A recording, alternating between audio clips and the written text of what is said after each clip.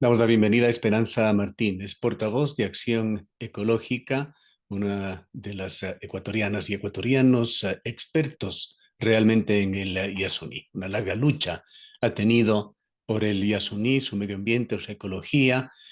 Quisiéramos iniciar este diálogo, ante todo, reconociendo ese esfuerzo, ese civismo, esa persistencia que ha llevado a que el Tribunal Contencioso Electoral recoja entendemos, de decenas de acciones de protección que se han presentado por este tema. Cuéntenos cuál es la situación actual y vale la pena también rememorar cómo ha transitado aquí en Ecuador, partiendo desde la iniciativa Yasuní, que la promovió en sus inicios el gobierno de Rafael Correa, a la situación actual. Bueno, es una historia tan larga que creo que ha marcado a toda una generación y por esto yo, siendo que sé que muchas de las personas que tenemos canas, que somos mayores, que hemos estado en esto por más de los últimos 10 años, debemos reconocer y es que aquí hubo una generación de gente joven que construyó en el del Yasuní una utopía que tenía mucho que ver con la democracia, pero también con la naturaleza y con ese respeto a los pueblos indígenas. Entonces, creo que los últimos 10 años han sido muy importantes, que estas luchas, es verdad que tienen un antecedente largo. Yo, de hecho, debería decir que Acción Ecológica nació y su primera campaña fue por el Yasuní hace 37 años, cuando empezaba la apertura petrolera después de lo que ya habíamos vivido con la Texaco. Pero estos últimos 10 años, en donde, como digo, una generación de gente joven se lanzó a las calles a hacer este proceso de recoger firmas, no exclusivo ellos, porque habían muchas abuelitas y muchos de nosotros que también las recogíamos, pero hubo un carácter muy bello porque se colocó sobre el tema esta oportunidad y este deseo de hacer política, no partidaria, sino esta política que significa la defensa de la vida, ¿no? Cuando se logró recoger esas firmas, ya es claro y después se evidenció con recursos formales que hubo un fraude estrepitoso, digamos, en el proceso de recolección de firmas, en donde en Cuenca se recogieron 70.000 firmas, que era una cantidad bastante grande pensando en el número de población. Habíamos logrado a nivel nacional llegar a las 750 y un poco más de firmas, miles de firmas. Era mucho más de lo que se requería para pasar a este proceso de consulta y sin embargo fueron invalidadas el 60% de las firmas por temas absolutamente absurdos como el gramaje del papel, el color del esfero, eh, o errores de la gente que en lugar de poner primero el nombre ponía primero el apellido, a pesar de que coincidían sus firmas y todos sus datos Y personales. jugó un papel muy cuestionable el Consejo Nacional Electoral, El que no sé Consejo si era Consejo ya o aún era Tribunal Supremo. Era Consejo Nacional Electoral y jugó este papel en donde el objetivo, y esto nos lo dijeron después las personas contratadas, fueron contratadas un personal nuevo, salió todo el personal que ya venía trabajando, y le dijeron, ustedes no van a intervenir en esta verificación, trajeron otro al que le dieron la siguiente instrucción: invaliden todas las firmas que se puedan. Bueno, este fue un proceso súper doloroso para todos nosotros, y empezaron los temas, ya no tenían tanto conocimiento porque lo primero que recibimos y se hizo público fue este sentido de pérdida, y todos lo lamentábamos, pero un grupo, el grupo de Yasunidos y el grupo de quienes estuvimos cercanos al proceso de recolección de firmas, digamos, en grupo más pequeño, quienes estábamos más organizando, dimos seguimiento a temas legales. Hemos puesto muchas demandas al CNE, al Tribunal Electoral, a la Corte Constitucional, pusimos recursos en la Defensoría del Pueblo, pusimos recursos en el Consejo de Participación e inclusive pusimos una acción internacional ante la Corte Interamericana, ante la Comisión Interamericana de Derechos Humanos. ¿Cuál ha sido el argumento fundamental? Se vulneró el derecho de participación, el derecho de decisión y el derecho que teníamos como ecuatorianos de defender este inmenso patrimonio que tenemos, que es nuestro Parque Nacional Yasuní, pero además nuestros hermanos indígenas que viven en esa zona para el que las actividades petroleras iban a ser desastrosas. Han sido muchos los recursos legales y las respuestas, algunas eran absolutamente absurdas. Por ejemplo, El Consejo Nacional Electoral el Consejo Nacional Electoral, por instancias del Consejo de Participación, cuando estaba aún vivo Julio César Trujillo, y por instancias de la propia Defensoría del Pueblo, contrató un proceso de auditoría independiente que dio cuenta y verificó que se había cometido fraude. Se pidió que se entreguen los papeles, se volvieron a revisar las firmas y se demostró que teníamos firmas suficientes para pasar a la consulta. Después de esto, se puso una acción legal para que se proceda a entregarnos esta legitimación que se requiere como proceso para ya empezar a mover la consulta, para que el mismo Consejo ponga una fecha y se mueva la consulta. Y sin embargo, ahí hubo un argumento de que el proponente, Julio César Trujillo, había muerto ya. Entonces no era posible seguir con la consulta. Este tipo de respuestas nos han dado durante los últimos 9 o 10 años, 9 años. Seguimos colocando argumentos del tema de la pregunta, es decir, hemos seguido colocando muchos argumentos y esta última acción en el Tribunal Electoral en donde se presenta las propias respuestas y opiniones que ha tenido la Corte Constitucional, el propio informe de auditoría independiente, los informes de los abogados dentro del CNE que han tenido que seguir procesando las demandas. Entonces ahora recibimos esta notificación que es muy bonita porque lo que nos dice es que se ordena reparar el derecho de participación de los ecuatorianos que firmamos. Ahora, Tenemos, esto no es aún hechos consumados. No me refiero a las acciones que promueve, sino más bien a que sea una decisión final, pues entendemos que las partes aún pueden presentar recurso de aclaración y ampliación. ¿Pone en riesgo esto la decisión? ya no hay espacio para más procesos de aclaraciones y de Es en apelación. firme entonces la Esto es sentencia. en firme. Tienen 15 días para notificar formalmente este proceso de legitimación activa que tendríamos para la consulta. La Corte Constitucional tiene 20 días para valorar la pregunta. Debo decir que ya han habido opiniones al respecto. La Corte ya, como ya se recogieron las firmas, ya hubo una opinión sobre el hecho de que este cambio que se hizo con Yasunidos fue infame, porque nos mandaron a recoger las firmas y después validar la pregunta, cuando uno recoge firmas sobre una pregunta. Entonces la Corte lo que podría, si acaso, es modular la pregunta, pero la pregunta es la pregunta por la que firmamos los ecuatorianos. Sí. Y esa pregunta lo que nos dice es si estamos de acuerdo en que quede el crudo del ITT en el subsuelo.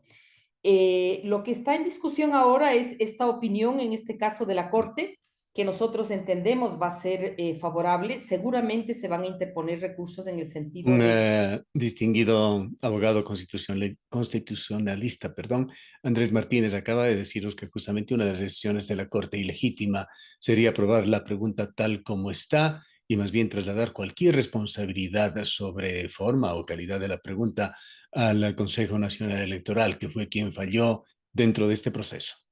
Seguramente van a haber muchas opiniones contradictorias. Es un tema muy complejo, es un tema que ya son 3 gobiernos los que están involucrados, pero es un tema en donde se ha puesto a jugar el recurso más importante que tiene el pueblo ecuatoriano para decidir en democracia, que es una consulta popular de iniciativa ciudadana. Pensemos que han habido otras, bueno, ahora en el caso de Quito estamos trabajando por otra, por la minería en pacto, pero este proceso de recoger firmas, de discutir, de hacer que la ciudadanía hable, el caso del Yasuní tiene ya ese nombre de democrático, ¿no? En todo Entonces, caso, ¿tienen seguramente, ustedes como Acción Ecológica, como Ellas Unidos, la convicción de que la pregunta modulada o no va a ser aprobada? nosotros pensamos que es muy difícil que no pase. Nosotros estamos empezando a prepararnos ya para lo que va a ser un proceso duro de campaña, porque saldrán muchos abogados, muchos políticos intentando o imponer miedo en el sentido de todo lo que vamos a perder, que es un miedo que se contrasta con, digamos, se supone que están explotando el Yasuní porque con esto íbamos a tener salud y educación. O sea que es un miedo que se ha ido desmoronando a fuerza del propio ejercicio de los gobiernos. Seguramente se va a argumentar que ya no opera porque ya son hechos consumados.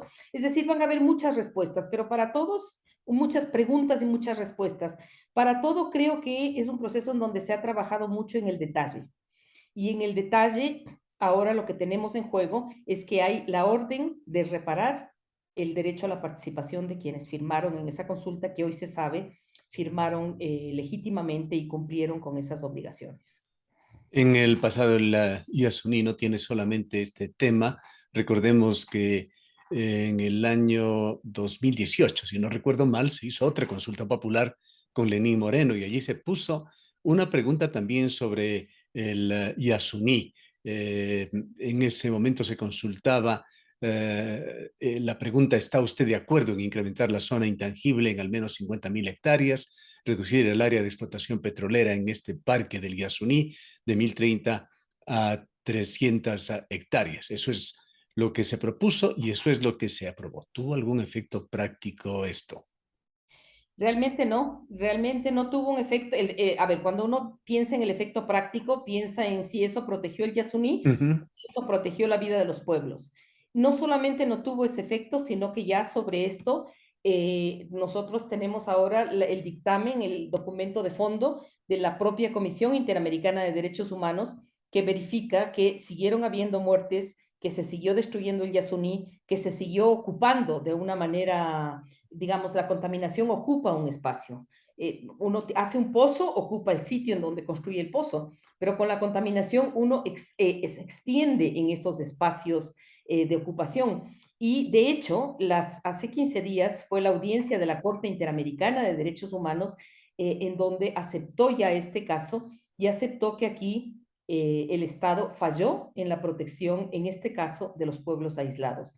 Esto es algo que es complementario a todo este proceso de defensa del Yasuní, porque uno de los argumentos de fondo para que hayamos firmado por el Yasuní era defender el parque, defender el lugar, ujú. defender todas las especies que están ahí, pero defender también a los pueblos que comparten, que cohabitan esos territorios. Había un punto neurálgico, lo recordamos, que era el campo Ispingo en el bloque 43 ITT. ¿Qué es lo que pasó con esto luego de la consulta de Lenín Moreno? Lo que pasó en la práctica es que cuando se da la declaratoria de interés nacional, se permite empezar las operaciones específicamente en base a una licencia ambiental en el Tiputini y en Tambococha, que son dos de los campos. Recordemos que es Ispingo, Tambococha, Tiputini. Por eso se llama ITT y es el Ujú. bloque 43. Entonces, se empezó por el Tiputini, que es lo que está más cercano a la parte norte. En la mitad estaría Tambococha y estaba pendiente el Ispingo. El Ispingo tiene unas dificultades, tiene mucha complejidad por varias razones. Es una zona muy vulnerable, estamos hablando de zonas de humedales, estamos hablando de zonas de moretales, que son justamente en donde viven y se reproducen la fauna de la cual después dependen los propios pueblos aislados. Si es una zona que tiene un grado de fragilidad aún más grande que el resto y es frontera del territorio de los pueblos aislados. Lo que pasó después de esta consulta es que a cuenta de haber ampliado en otro extremo del territorio de la zona intangible, de haber ampliado esta zona, se iniciaron las operaciones y estas, si bien aún no están encima de la zona de amortiguamiento, están tramitándose ya los permisos para entrar a esta zona de amortiguamiento que pertenece a la zona intangible, porque es la zona en donde por ley no pueden haber actividades petroleras. Sin embargo, se están planeando en este sector construir 350 nuevos pozos. En esta década aproximadamente, en donde se ha dado la explotación y paralelamente ha habido esta, llamémoslo, batalla legal y medioambiental, ¿cuánto daño ecológico se ha consumado a esta que es una de las zonas de mayor diversidad en el planeta? Es muy difícil valorarle y darle datos así en concreto, primero porque hay mucha dificultad de hacer un monitoreo independiente.